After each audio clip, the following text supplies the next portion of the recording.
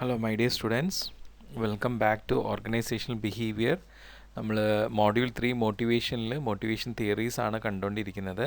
അതിൽ ആദ്യം കണ്ടന്റ് തിയറീസിൽ മാസ്ലോസ് നീഡ് ഹൈറാർക്കി തിയറി കഴിഞ്ഞ സെഷനിൽ നമ്മൾ കംപ്ലീറ്റ് ചെയ്തു. ഇന്ന് നമ്മൾ ആ കണ്ടന്റ് തിയറിയിൽ തന്നെ രണ്ട് തിയറീസ് ആണ് നോക്കുന്നത്. ഒന്ന് ഹെയ്സ്ബർഗ്സ് 2 ഫാക്ടർ തിയറി, അതുപോലെ ആൽഡെഫെറസ് ERG തിയറി. ആ രണ്ട് തിയറീസ് ആണ് നമ്മൾ ഇന്ന് നോക്കുന്നത്. ഓക്കെ, നമ്മൾ മോട്ടിവേഷൻ തിയറി കഴിഞ്ഞിട്ട് നെക്സ്റ്റ് തിയറിയാണ് 2 ഫാക്ടർ തിയറി കണ്ടന്റ് തിയറീസിൽ. ഈ കണ്ടന്റ് തിയറീസ് എല്ലാം തമ്മിൽ റിലേറ്റഡ് ആണ്. ഓക്കെ, സോ ഇതിൽ 2 ഫാക്ടർ തിയറിയിൽ നമ്മൾ ഒരു ഡ്യുവൽ സ്ട്രക്ചർ അപ്രോച്ചാണ് ഫെഡറിക് ഹെസ്ബർഗ് എന്ന് പറഞ്ഞിട്ടുള്ള ഒരു ഓഥർ ഫോം ചെയ്തിട്ടുള്ളത്. ഇദ്ദേഹം ഈ ഒരു അപ്രോച്ച് ഏകദേശം ഒരു 200 അക്കൗണ്ടൻറ്റ്സ് ആൻഡ് എൻജിനീയേഴ്സ് പിറ്റ്സ്ബർഗിൽ അവരായിട്ട് ഇൻ്റർവ്യൂ ചെയ്ത ശേഷമാണ് ഈ ഒരു തിയറി ഫോം ചെയ്തത്. ഇദ്ദേഹം എന്ത് ചെയ്തു വെച്ച് കഴിഞ്ഞാൽ അവരോടൊക്കെ ചോദിച്ച കാര്യങ്ങൾ എങ്ങനെയാണ്, അവരോട് അവർ ജോലി ചെയ്യുന്ന സമയത്ത് അവർക്ക് എപ്പോഴെങ്കിലും ഡിസാറ്റിസ്ഫാക്ഷൻ തോന്നിയിട്ടുള്ളതും അതുപോലെ ലെസ് മോട്ടിവേറ്റഡ് ആയിട്ടുള്ള ഒക്കേഷൻസ് ഏതൊക്കെയാണെന്നാണ് ചോദിച്ചത്. അപ്പം അതിൽ അങ്ങനെയൊക്കെയുള്ള ഒരുപാട് കാര്യങ്ങൾ അദ്ദേഹം ആ അക്കൗണ്ടൻസിൻ്റെ അടുത്തും എൻജിനീയേഴ്സിൻ്റെ അടുത്തും ചോദിക്കുകയുണ്ടായി. സോ അവർ പലരും എൻറ്റയർലി വളരെ ഡിഫറെൻറ്റ് സെറ്റ് ഓഫ് ഫാക്ടേഴ്സാണ് സാറ്റിസ്ഫാക്ഷൻ റിലേറ്റഡ് ആയിട്ടും ഡിസാറ്റിസ്ഫാക്ഷൻ റിലേറ്റഡ് ആയിട്ടും പറഞ്ഞത്. ഫോർ എക്സാമ്പിൾ, ഒരാൾ ലോ പേ അവർക്ക് ഡിസാറ്റിസ്ഫാക്ഷൻ ഉണ്ടാക്കുന്നതാണെന്ന് പറഞ്ഞെങ്കിലും ഹൈ പേ സാറ്റിസ്ഫാക്ഷൻ ഉണ്ടാക്കുന്നതാണെന്ന് പറഞ്ഞില്ല. അതിന് പകരം അവർക്ക് സാറ്റിസ്ഫാക്ഷൻ ഉണ്ടാക്കുന്നത് അവരുടെ നേട്ടങ്ങൾ, റെക്കഗ്നിഷൻസ്, അതൊക്കെയാണ് സാറ്റിസ്ഫാക്ഷൻ ഉണ്ടാക്കുന്ന ഘടകങ്ങളായിട്ട് പറഞ്ഞത്. സോ അങ്ങനെ അത്രയും പേരുടെ ഒപ്പീനിയൻസ് അനുസരിച്ച് അതിൻ്റെ ഫൈൻഡിങ്സ് വെച്ചുകൊണ്ട് സാറ്റിസ്ഫാക്ഷനും ഡിസാറ്റിസ്ഫാക്ഷനും രണ്ട് ഓപ്പോസിറ്റ് എൻഡിലാണ് ഒരു സിംഗിൾ സ്കെയിലിൻ്റെ എന്നുള്ള രീതിയിലാണ് ഹെയ്സ്ബർഗ് കണ്ടെത്തിയത്.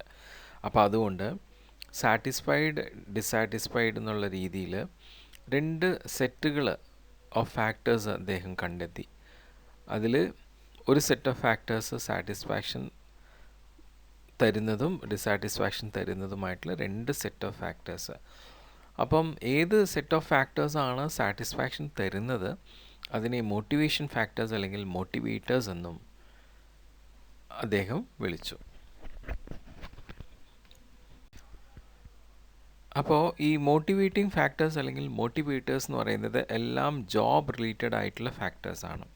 ഒരു ജോബിൽ നിന്ന് കിട്ടുന്നതാണ് മോട്ടിവേറ്റിംഗ് ഫാക്ടേഴ്സ്. ഇനി ഈ ഡിസാറ്റിസ്ഫാക്ഷൻ കൊടുക്കുന്ന ഫാക്ടേഴ്സ് എന്ന് പറയുന്നതിനെ ഹൈജീൻ ഫാക്ടേഴ്സ് എന്നാണ് പറയുന്നത്.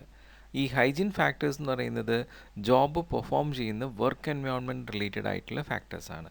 അപ്പോൾ മോട്ടിവേറ്റിംഗ് ഫാക്ടേഴ്സ് അല്ലെങ്കിൽ മോട്ടിവേറ്റേഴ്സ് എന്ന് പറയുന്നത് ജോബിലുള്ള അച്ചീവ്മെൻറ്റ്, റെക്കഗ്നീഷൻ, അഡ്വാൻസ്മെൻറ്റ്, ജോബ്, പിന്നെ possibility of personal growth through job, responsibility in job, ഇതൊക്കെയാണ് മോട്ടിവേഷൻ ഫാക്ടേഴ്സ് അല്ലെങ്കിൽ മോട്ടിവേറ്റേഴ്സായിട്ട് ആക്ട് ചെയ്യുന്നത്. അതേസമയം ഹൈജീൻ അല്ലെങ്കിൽ മെയിൻ്റനൻസ് ഫാക്ടേഴ്സ് എന്ന് വെച്ചാൽ കമ്പനിയുടെ പോളിസി, ടെക്നിക്കലായിട്ടുള്ള സൂപ്പർവിഷൻ, സാലറി, ജോബ് സെക്യൂരിറ്റി, ജോലി കൊണ്ടുള്ള personal life, working conditions, work കൊണ്ടുള്ള സ്റ്റാറ്റസ്, പിന്നെ ഈ പറയുന്ന ഇൻ്റർപേഴ്സണൽ റിലേഷൻസ്, സൂപ്പർവൈസേഴ്സായിട്ട്, ഒപ്പം ജോലി ചെയ്യുന്നവരായിട്ട്, സബോർഡിനേറ്റ്സ് ആയിട്ടൊക്കെ, അതാണ് ഹൈജീൻ ഫാക്ടേഴ്സ്.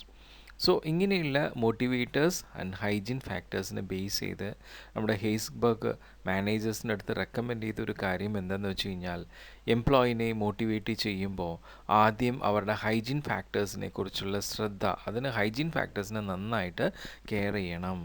അതിലവർക്ക് ഡിസാറ്റിസ്ഫാക്ഷൻ പാടില്ല. ഓക്കെ, കാരണം ഹൈജീൻ ഫാക്ടേഴ്സാണ് ഡിസാറ്റിസ്ഫാക്ഷൻ ഉണ്ടാക്കണമെന്ന് പറഞ്ഞു. മോട്ടിവേഷൻ ഫാക്ടേഴ്സ് മോട്ടിവേറ്റ് ചെയ്യണു. അപ്പം ഹൈജീൻ ഫാക്ടേഴ്സിനെ നന്നായി ശ്രദ്ധിച്ച് അവർക്ക് ഇപ്പോൾ പേയ്മെൻറ്റ് നന്നായി കൊടുക്കുക, ജോബ് സെക്യൂരിറ്റി നന്നായി കൊടുക്കുക, വർക്കിംഗ് കണ്ടീഷൻസ് നന്നാക്കുക, അതൊക്കെ ചെയ്ത് അവരുടെ ഡിസാറ്റിസ്ഫാക്ഷൻ എലിമിനേറ്റ് ചെയ്ത് കഴിഞ്ഞാൽ പിന്നെ അവരെ മോട്ടിവേറ്റ് ചെയ്യാൻ എളുപ്പമാണ്. അപ്പോൾ അങ്ങനെ മോട്ടിവേറ്റ് ചെയ്യാനായിട്ട് അവർക്ക് എന്ത് ചെയ്യണം, അവരുടെ ജോബിലുള്ള അച്ചീവ്മെൻറ്റ്സ് പ്രോപ്പറായിട്ട് റിവാർഡ് ചെയ്യണം, അവരെ പ്രോപ്പറായിട്ട് ജോബിൽ റെക്കഗ്നൈസ് ചെയ്യണം, അവർക്ക് ജോബിൽ അഡ്വാൻസ്മെൻ്റ് ഉണ്ടാക്കണം, ഗ്രോത്ത് ഉണ്ടാക്കണം, റെസ്പോൺസിബിലിറ്റീസ് കൊടുക്കണം. അപ്പോൾ അങ്ങനെയൊക്കെയുള്ള കാര്യങ്ങൾ കൊടുത്ത് അവരെ മോട്ടിവേറ്റ് ചെയ്യുക. അതിനുവേണ്ടി ഹെയ്സ്ബർഗ് മാനേജേഴ്സിന് അഡ്വൈസ് ചെയ്തത് ജോബ് എൻറിച്ച്മെൻ്റ് ആണ്. ഓക്കെ, നിങ്ങളിതിനു മുമ്പ് ജോബ് എൻറിച്ച്മെൻറ്റ്, ജോബ് എൻലാർജ്മെൻ്റ് ഒക്കെ കണ്ടിട്ടുണ്ടാവും അല്ലേ? അത് ഞാൻ നിങ്ങളുടെ ക്ലാസ്സിൽ എക്സ്പ്ലെയിൻ ചെയ്തിട്ടുണ്ട് അതിന് മുമ്പ്, എനിക്ക് നല്ല ഓർമ്മയുണ്ട്. ജോബ് എൻറിച്ച്മെൻ്റ് എന്ന് പറഞ്ഞാൽ ഇപ്പോൾ ഒരു മരത്തിൻ്റെ ഗ്രോത്തുമായിട്ട് കമ്പയർ ചെയ്യാം. ഒരു മരം മുകളിലേക്കും വളരുന്നുണ്ട്, അതിൻ്റെ പാർശ്വങ്ങളിലേക്കും വളരുന്നുണ്ട് അല്ലേ, വണ്ണവും വയ്ക്കുന്നുണ്ട്, മുകളിലേക്ക് പൊക്കവും വയ്ക്കുന്നുണ്ട്. ആ പൊക്കത്തിലേക്ക് പോകുന്നതാണ് ജോബ് എൻലാർജ്മെൻറ്റ്. ജോബ് എൻറിച്ച്മെൻറ്റ് എന്ന് വെച്ചാൽ വണ്ണം വയ്ക്കുന്നതാണ്. ഓക്കെ, സോ വണ്ണം വയ്ക്കുമ്പോൾ എന്താണ്, നമ്മൾ കൂടുതൽ പോഷകങ്ങൾ കിട്ടുമ്പോഴാണ്, നല്ല മഴയും നല്ല എന്താണ് വളമൊക്കെ കിട്ടുമ്പോഴാണ് വണ്ണം വയ്ക്കുന്നത്. അപ്പം ഇവിടെ ആ രീതിയിൽ നമുക്ക് മോട്ടിവേഷൻസ് കൊടുത്താൽ, അങ്ങനെ ജോബ് എൻറിച്ച്മെൻറ്റ് കൊടുത്താൽ അവർ മോട്ടിവേറ്റഡ് ആവുമെന്നാണ് ഹെയ്സ്ബർഗ് പറയുന്നത്. ഓക്കെ, ഇനി അടുത്ത തിയറിയാണ് ERG തിയറി ഓഫ് മോട്ടിവേഷൻ. അതിൽ ക്ലെയ്റ്റൺ ആൾഡർ ഫെറർ എന്ന് പറഞ്ഞിട്ടുള്ളൊരു ഓഥറാണ് ERG തിയറി ഫോം ചെയ്തിട്ടുള്ളത്. ഇദ്ദേഹം നമ്മുടെ നീഡ് ഹൈറാർക്കി തിയറിയുടെ ഒരു ഓൾട്ടർനേറ്റീവ് ആയിട്ടാണ് ഇത് ഫോം ചെയ്തത്, ERG തിയറി ഓഫ് മോട്ടിവേഷൻ. ശരിക്കും നമുക്ക് ഈ മാസ്ലോസ് തിയറിയും ERG തിയറിയും തമ്മിൽ കമ്പയർ ചെയ്യാം. ERG എന്ന് പറയുന്നത് E for existence, R for relatedness and G for growth. അങ്ങനെയാണ് ERG വരുന്നത്. ഓക്കെ, നമുക്ക് ഇപ്പം ഡയഗ്രാമാറ്റിക് ആയിട്ടുള്ള രീതിയിൽ കാണിക്കുന്നുണ്ട്. എക്സിസ്റ്റൻസ് നീഡ്സ്, അത് കഴിഞ്ഞാൽ റിലേറ്റഡ് നീഡ്സ്, പിന്നെ ഗ്രോത്ത് നീഡ്സ്. അപ്പോൾ ആദ്യം എക്സിസ്റ്റൻസ് നീഡ്സ് സാറ്റിസ്ഫൈ ചെയ്തു, അത് കഴിഞ്ഞ് റിലേറ്റഡ് നീഡ്സ്, അത് കഴിഞ്ഞ് ഗ്രോത്ത് നീഡ്സ്. അപ്പോൾ നമുക്ക് സാറ്റിസ്ഫാക്ഷൻ ഉണ്ടാവുന്നു, പ്രോഗ്രഷൻ ഉണ്ടാവുന്നു. ഇനി ഇത് നേരെ താഴേക്കാണ് വരുന്നത്. എക്സിസ്റ്റൻസ് നീഡ്സ് സാറ്റിസ്ഫൈഡ് അല്ല, അത് കഴിഞ്ഞപ്പോൾ റിലേറ്റഡ് നീഡ്സും സാറ്റിസ്ഫൈഡ് അല്ല, ഗ്രോത്ത് നീഡ്സും സാറ്റിസ്ഫൈഡ് അല്ലെങ്കിൽ ഫ്രസ്ട്രേഷൻ, റിഗ്രഷനാണ് ഉണ്ടാവുക. അതാണ് ഈ ഒരു തിയറിയുടെ ഡയഗ്രമാറ്റിക് ആയിട്ടുള്ള റെപ്രസെൻറ്റേഷൻ. ഇവിടെ എക്സിസ്റ്റൻറ്റ് നീഡ്സ് എന്ന് പറയുന്നത് നമ്മുടെ physiological and security needs of Maslow. നമ്മുടെ മാസ്ലോയുടെ ആ ഒരു ഹൈറാർക്കി നീഡിൻ്റെ ആ പിരമിഡ് നിങ്ങൾ ഓർക്കുന്നുണ്ടാവും അല്ലേ. അതിൽ ഏറ്റവും താഴെ ബേസിക് നീഡ് അല്ലെങ്കിൽ ഫിസിയോളജിക്കൽ നീഡ്സ്, അത് കഴിഞ്ഞാൽ സെക്യൂരിറ്റി നീഡ്സ്. സോ ഈ ബേസിക് അല്ലെങ്കിൽ physiological needs and security needs ചേർന്നതാണ് ERG തിയറിയിലെ എക്സിസ്റ്റൻറ്റ് നീഡ്സ്. ഓക്കെ, ഇനി അത് കഴിഞ്ഞിട്ടാണ് റിലേറ്റഡ് നീഡ്സ് വരുന്നത്. റിലേറ്റഡ്നെസ് നീഡ്സ് എന്ന് പറഞ്ഞാൽ ബിലോങ്ങിങ്നെസ് ആൻഡ് എസ്റ്റീം നീഡ്സ്. അതായത് നമ്മുടെ മാസ്ലോയിൽ സോഷ്യൽ നീഡ്സും പിന്നെ സെൽഫ് എസ്റ്റീമിൻ്റെ കുറച്ച് ഭാഗം, അതാണ് റിലേറ്റഡ്നെസ് നീഡ്സ് വരുന്നത്. പിന്നെ ഗ്രോത്ത് നീഡ്സ് എന്ന് പറയുന്നത് self esteem and self actualisation. നമ്മുടെ സെൽഫ് എസ്റ്റീമിലെ ബാക്കിയുള്ള ഭാഗവും സെൽഫ് ആക്ച്വലൈസേഷനാണ് ഗ്രോത്ത് നീഡ്സ് വരുന്നത്. അങ്ങനെയാണ് ERG തിയറിയും മോട്ടിവേഷൻ തിയറിയും തമ്മിൽ റിലേറ്റ് ചെയ്യുന്നത്. സോ ERG തിയറി ശരിക്കും മോട്ടിവേഷൻ ബിഹേവിയറെ തന്നെയായ ഹൈറാർക്കി തന്നെയാണ് ഫോളോ ചെയ്യുന്നത്. പക്ഷേ രണ്ട് ഇമ്പോർട്ടൻ്റ് ആയിട്ടുള്ള ഡിഫറൻസ് ആണ് അതിലുള്ളത്.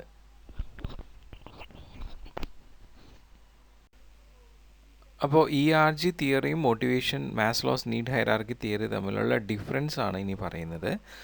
അത് നിങ്ങൾ ശരിക്കും മനസ്സിലാക്കിയെടുക്കുക. നമ്മുടെ മാസ്ലോസ് നീഡ് ഹൈറാർക്കി തിയറിയിൽ അദ്ദേഹം പറയുന്നത് ഏറ്റവും താഴെയുള്ള ലോവർ ലെവൽ നീഡ്സ് സാറ്റിസ്ഫൈ ചെയ്തിട്ടാണ് അടുത്ത ലെവൽ നീഡിലേക്ക് പോകുന്നത്. നീഡ് ഹൈറാർക്കി ആ നീഡ്സിൻ്റെ ശൃംഖല അങ്ങനെയാണ് വരുന്നത്. നമുക്ക് ആദ്യം ബേസിക് നീഡ്സ് അല്ലെങ്കിൽ ഫിസിയോളജിക്കൽ നീഡ്സ് സാറ്റിസ്ഫൈ ചെയ്യണം, അത് കഴിഞ്ഞിട്ടാണ് സെക്യൂരിറ്റി നീഡ്സ് വരുന്നത്, അത് സാറ്റിസ്ഫൈ ചെയ്തിട്ടാണ് സോഷ്യൽ നീഡ്സ്, അത് ഓക്കെ ആയി കഴിയുമ്പോഴാണ് സെൽഫ് എസ്റ്റീമും പിന്നെ സെൽഫ് ആക്ച്വലൈസേഷനൊക്കെ വരുന്നത്.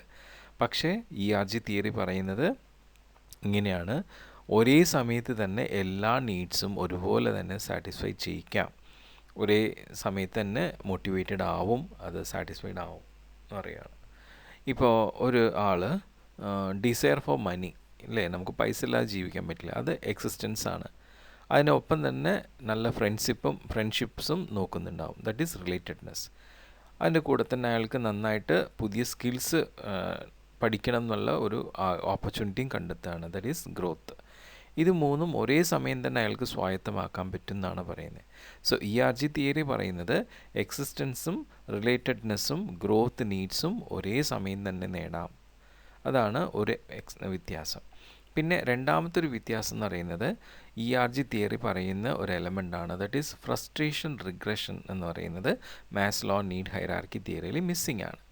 മാസ്ലോയിൽ നേരത്തെ നമ്മൾ പറഞ്ഞല്ലോ, ഒരു നീഡ് സാറ്റിസ്ഫൈ ചെയ്ത് കഴിഞ്ഞിട്ടാണ് അടുത്ത നീഡിലേക്ക് പോകുന്നത്. അപ്പോൾ സാറ്റിസ്ഫാക്ഷൻ പ്രോഗ്രസ് ആണ് അവിടെ ഉണ്ടാവുക ഇല്ലേ. ഓരോ നീഡും സാറ്റിസ്ഫൈ ചെയ്യുമ്പോൾ അടുത്ത ഹയർ ലെവൽ നീഡ്സിലേക്ക് പോകുന്നത്, അതെന്താണ്, അത് സാറ്റിസ്ഫാക്ഷൻ പ്രോഗ്രസ് പ്രോസസ്സാണ് കാണിക്കുന്നത്. പക്ഷേ ERG തിയറിയിൽ പറയുന്ന ഒരു കാര്യം എന്ന് വെച്ച് കഴിഞ്ഞാൽ, ഈ പറയുന്ന വ്യക്തി ഹയർ ലെവലിലുള്ള നീഡ്സിലേക്ക് പോകുമ്പോൾ ഏതെങ്കിലും ഒരു നീഡ് സാറ്റിസ്ഫൈ ചെയ്തില്ലെങ്കിൽ അയാൾ ഡിസാറ്റിസ്ഫൈഡ് ആവും. അപ്പോൾ ഡിസാറ്റിസ്ഫൈഡ് ആയിട്ട് ഫ്രസ്ട്രേറ്റഡ് ആയി എന്ത് ചെയ്യുന്നു, റിഗ്രസ്ഡ് ആയിട്ട് ലോവർ ലെവലിലേക്ക് എത്തുന്നു. ഓക്കെ, ആ ലോവർ ലെവൽ നീഡ് പിന്നെ അവിടെ തുടരാനായിരിക്കും ആൾ ആഗ്രഹിക്കുക. ഒരു എക്സാമ്പിൾ പറഞ്ഞാൽ നമുക്ക് മനസ്സിലാവും. ഇപ്പോൾ ഒരു എംപ്ലോയി അയാൾ നന്നായിട്ട് വർക്ക് ചെയ്യാണ്. അപ്പോൾ എന്ത് ചെയ്തു, അയാൾക്ക് ഒരു ഹൈക്ക് പേയ്മെൻറ്റിൽ കിട്ടുകയാണ് അല്ലേ. മണി കിട്ടുക എന്ന് പറയുന്നത് എക്സിസ്റ്റൻസ് നീഡാണ്. അപ്പോൾ എക്സിസ്റ്റൻസ് നീഡ് സാറ്റിസ്ഫൈ ചെയ്തു. അപ്പോൾ സ്വാഭാവികമായിട്ടും അയാൾ എന്ത് ചെയ്തു, അടുത്ത നീഡ്, അതിൻ്റെ മുകളിലത്തെ നീഡ് എന്താണ്, റിലേറ്റഡ്നെസ് നീഡാണ്. പൈസ കൂടുതൽ കിട്ടി, അയാൾക്ക് ഇപ്പോൾ പേയ്മെൻറ്റ് കുറച്ചുകൂടി കൂടുതലാണ്, അയാളുടെ കയ്യിൽ പൈസ കൂടുതലുണ്ട് വന്നപ്പോൾ അയാൾ കുറേ കൂടി ഫ്രണ്ട്സിനെ എസ്റ്റാബ്ലിഷ് ചെയ്യാനായിട്ട് നോക്കുകയാണ്. അതാണ് റിലേറ്റഡ്നെസ് നീഡ്സ് അല്ലേ. നമുക്കറിയാമല്ലോ, ഇപ്പോൾ നമുക്ക് കയ്യിൽ ഒരുപാട് പൈസ വന്നു കഴിഞ്ഞാൽ കൂടുതൽ ബന്ധങ്ങളിലേക്ക് പോകാനുള്ള പ്രവണത കാണിക്കുക, അത് സ്വാഭാവികം. സോ ഇവിടെ അതുപോലെ ആൾക്ക് എക്സിസ്റ്റൻസ് നീഡ്സ് സാറ്റിസ്ഫൈ ചെയ്തപ്പോൾ അയാൾ റിലേറ്റഡ്നെസ് നീഡ്സിലേക്ക് പോകാൻ ശ്രമിക്കുകയാണ്. അപ്പോൾ കുറച്ച് കഴിഞ്ഞപ്പോൾ ആൾക്ക് തോന്നുകയാണ് ഇങ്ങനെ നമുക്ക് നല്ല ഫ്രണ്ട്സ് ഫോം ചെയ്യുന്നത് വർക്ക് പ്ലേസിൽ അത്ര ഒരു നല്ല എളുപ്പമല്ല, ഇറ്റ്സ് വെരി ടഫ് എന്ന് പറയുകയാണ്. അപ്പോൾ ആൾക്ക് നല്ല ഫ്രണ്ട്സും കിട്ടുന്നില്ല. അപ്പോൾ അങ്ങനെ വന്നപ്പോൾ എന്തായി, ആ റിലേറ്റഡ്നെസ് നീഡ്സ് അയാൾക്ക് സാറ്റിസ്ഫൈ ചെയ്യാൻ പറ്റുന്നില്ല. അയാളത് അതിൽ ഫ്രസ്ട്രേറ്റഡ് ആയിട്ട് റിഗ്രസ് ചെയ്ത് താഴേക്ക് വന്നപ്പോൾ എന്താണ്, ആ എക്സിസ്റ്റൻസ് നീഡ്സിൽ അയാൾക്ക് നേരത്തെ കിട്ടുന്ന മണി മതി എന്നുള്ള രീതിയിലേക്ക് വരികയാണ്. ഇനി കൂടുതൽ ഏൺ ചെയ്യാനുള്ള ഒരു താല്പര്യം അയാൾക്ക് വരുന്നില്ല ഡ്യൂ ടു റിഗ്രഷൻ. ഇതിനെയാണ് ഫ്രസ്ട്രേഷൻ റിഗ്രഷൻ പ്രോസസ്സ് എന്ന് പറയുന്നത് അല്ലേ. ഇപ്പോൾ നമ്മൾ നേരത്തെ പറഞ്ഞ പോലെ ഇപ്പോൾ നമ്മളെ സാധാരണ ലൈഫിൽ ഒരാൾക്കിപ്പോൾ ഒരുപാട് പൈസ ഉണ്ടായി പെട്ടെന്ന്, ഇപ്പോൾ ലോട്ടറി അടിച്ചു എന്നായിരിക്കും. അപ്പോൾ ഒരുപാട് റിലേഷൻസും ബന്ധങ്ങളൊക്കെ വരികയാണ്. അവസാനം അവരെ കൊണ്ട് തലവേദന ആയി കഴിയുമ്പോൾ സ്വാഭാവികമായിട്ട് അയാൾ ചിന്തിക്കും, ഓ ഈ ലോട്ടറി അടിക്കണ്ടായിരുന്നു എന്ന് തോന്നും അല്ലേ. അപ്പോൾ ഫ്രസ്ട്രേറ്റഡ് ആയി പിന്നെ റിഗ്രഷൻ, പഴയ ജീവിതം തന്നെ മതിയായിരുന്നു എന്ന് തോന്നുകയാണ്. അതാണ് ഫ്രസ്ട്രേഷൻ റിഗ്രഷൻ പ്രോസസ്സ്. ഇത് മോട്ടിവേഷൻ നീഡ് ഹൈറാർക്കി തിയറിയിൽ എക്സ്പ്ലെയിൻ ചെയ്യുന്നില്ല, പക്ഷേ ERG തിയറിയിൽ അത് എക്സ്പ്ലെയിൻ ചെയ്യുന്നുണ്ട്. അങ്ങനെ ERG തിയറി 2 കാര്യങ്ങളിലാണ് കൂടുതൽ പ്രാധാന്യം കൊടുക്കുന്നത്. എന്താണെന്ന് വെച്ച് കഴിഞ്ഞാൽ ഈ പറയുന്ന ആൾക്കാർക്ക് ചില നീഡുകൾ മറ്റുള്ള നീഡ്സിലും ഇമ്പോർട്ടൻ്റ് ആണ്. ഓക്കെ, പിന്നെ ചില നീഡ്സ് സാറ്റിസ്ഫൈ ചെയ്യുമ്പോൾ ആൾക്കാർ തന്നെ അവരുടെ ബിഹേവിയർ ചേഞ്ച് ചെയ്യാൻ സാധ്യതയുണ്ടെന്നാണ് പറയുന്നത്. ഇതാണ് ERG തിയറി.